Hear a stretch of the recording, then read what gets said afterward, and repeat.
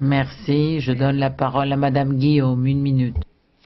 Merci Madame la Présidente. Avec mes collègues, je veux m'associer à l'expression d'une voix forte pour contribuer à mettre fin à ces tortures que sont les mutilations génitales.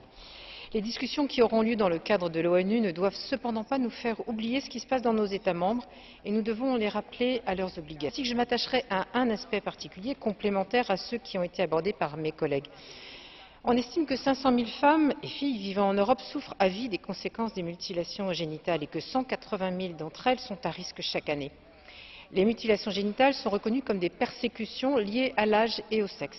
Et, sur la base des développements jurisprudentiels récents, il est établi qu'une fille ou qu'une femme demandant l'asile parce qu'elle a subi ou est susceptible de subir une mutilation génitale peut être éligible au statut de réfugié en vertu de la Convention de 1951.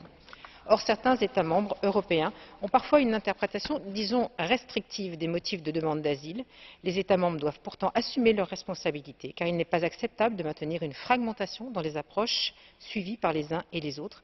Nous devons donc tous nous retrouver dans ce combat pour empêcher ces actes de cruauté, qu'ils restent impunis, et pour protéger enfin au mieux les victimes. Merci.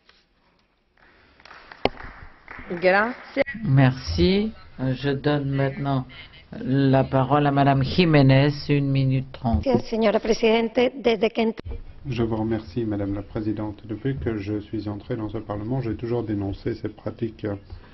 C'est un crime qui a lieu dans le plus grand silence.